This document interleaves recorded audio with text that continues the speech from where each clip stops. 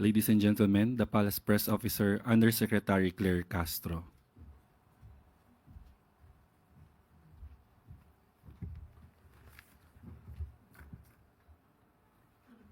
Magandang araw, Malacanang Press Corps. We have an official statement. The President spent the night under medical observation as a precautionary measure after experiencing discomfort. His doctors advise rest and monitoring, and his condition remains stable. The President continued to carry out his responsibilities while under medical observation and has returned to Malacanang. Thank you. At maaari na po akong tumanggap ng inyong mga katanungan. Para po sa unang katanungan, Maricel Halili, TV5. Magandang umaga po, Yusek. Ma'am, before I proceed to my original question, just to follow up on the President's health, may we know what particular discomfort did the President experience last night? Hindi po sa atin na nabanggit kung ano ang particular na discomfort na kanyang naranasan. But ang maimportante po rito at dapat natin maipaalam sa ating mga kababayan na siya po ngayon ay muling nagtatrabaho at nasa Malacanang. Siya po ay nasa maayos na kalagayan at mamayang hapon po ay magkakaroon pa po siya ng 2 pribadong meeting. Okay. So does it mean that we makikita rin siya ng public in the next few days, or should we expect the President to take it easy and stay in Malacanang for a while? Sa ngayon po ay may pribado mga meetings po, so makikipag-ugnayan na po siya sa ibang mga opisyal. At tingnan po natin kung bukas po, dahil meron po siyang event, kung maa-advise siya ng doktor na okay naman po siya, malamang po ay makikita rin agad natin ang Pangulo.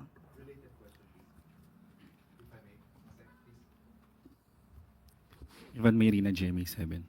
Yusek, have you personally seen the President, and can you tell us your observations of his overall condition? Sa ngayon po, hindi ko po personal nakita ang ating Pangulo. Thank you. You may proceed po, ma'am. I'll proceed to my original question. May we have the Malacanang statement on the case filed against the Vice President, plunder and the graft cases before the Ombudsman? I understand the President was not feeling well last night, but I wonder if he mentioned anything about this. Wala po, napag-uusapan patungkol po sa anumang kaso na naisampa sa Vice Presidente.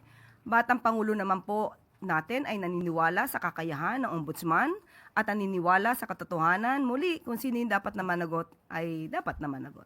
So kung may katotohanan ang mga akusasyon laban sa isang opisyal, dapat lamang po ito maimbestigahan. But given the President is facing complaint, and then the Vice President is also facing complaints to highest officials of the land, what does it say about our country?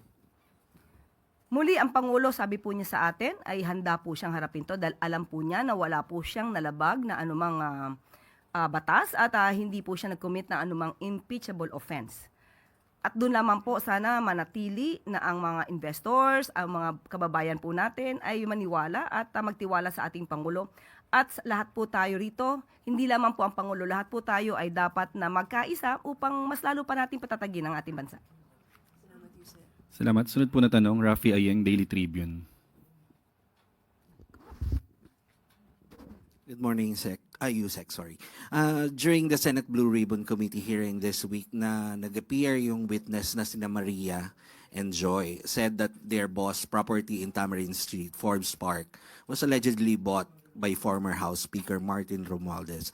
In a video dated November 24, 2025, Saldico claimed that Romualdez instructed him to deliver cash to 30 Tamarind Road. He described it as a drop-off point near the President's residence. The question is, does the President own a property near that area?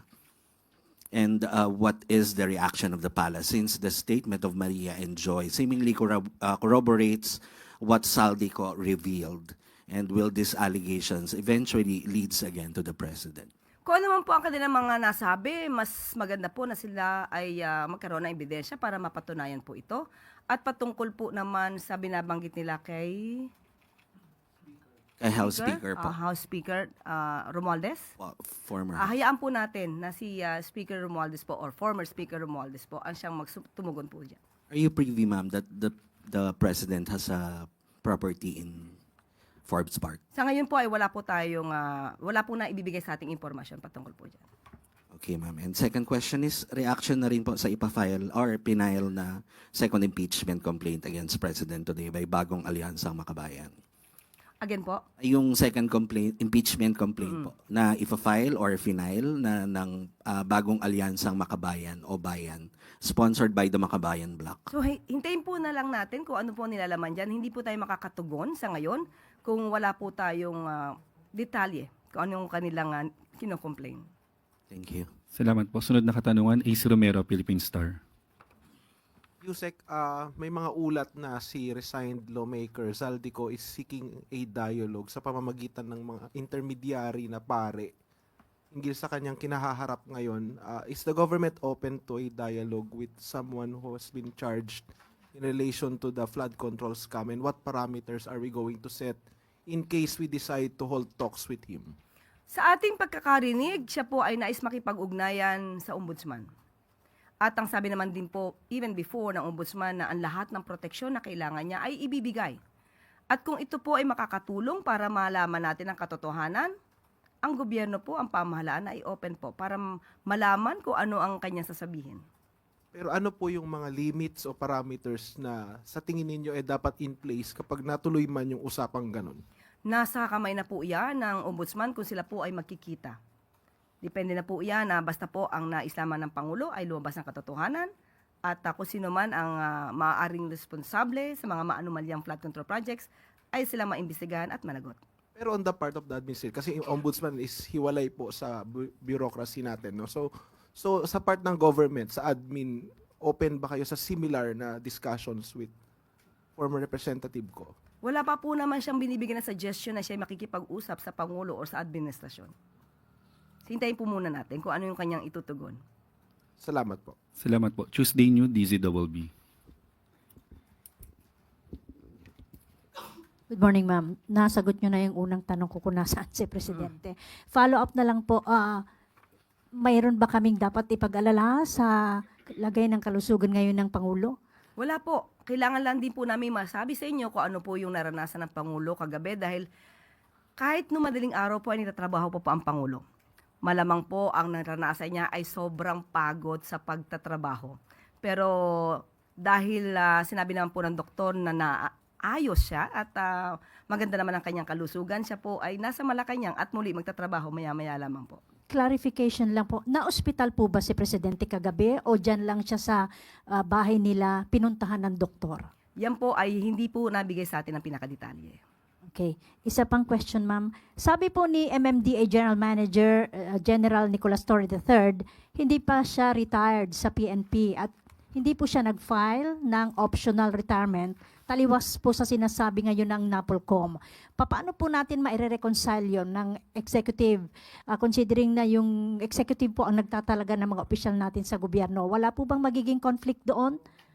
Opo. Nakausap po mismo natin si General Torre at malamang po ay nagkaroon lang ng konting misunderstanding. Pero muli, the President appointed General Torre as the General Manager of MMDA. He took his office. He is now actively performing his job as the General Manager of MMDA. And for his optional retirement, he will receive full benefits and emoluments as a 4-star general. So, ibig sabihin po ba nito ay maililipat na o willing na siya na ilipat yung 4-star rank niya kay General Jose Melencio Nartates? Yan po ang sinabi natin sa kanya. Pumayag naman, ma'am. Okay na sa kanya yon, accepted na niya. Accepted po niya yun. Dahil po tinanggap niya po ang posisyon na ito, alam niya naman po kung ano po ang maaaring mangyari at muli, ang mangyayari lamang po, siya po ay tatanggap ng benepisyo, full benefits, at lahat ng emoluments as a 4-star general. Okay, so wala na tayong magiging problema doon. Wala na po. Okay, salamat po, ma'am. Salamat po. Tina Maralit, The Manila Times. Hi ma'am, follow up lang po dun sa tanong.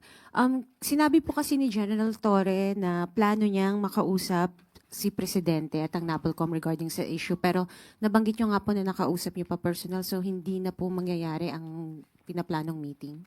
Hindi na po, naayos na po kasi kung mayroon mang misunderstanding na nagkapaliwanagan na po.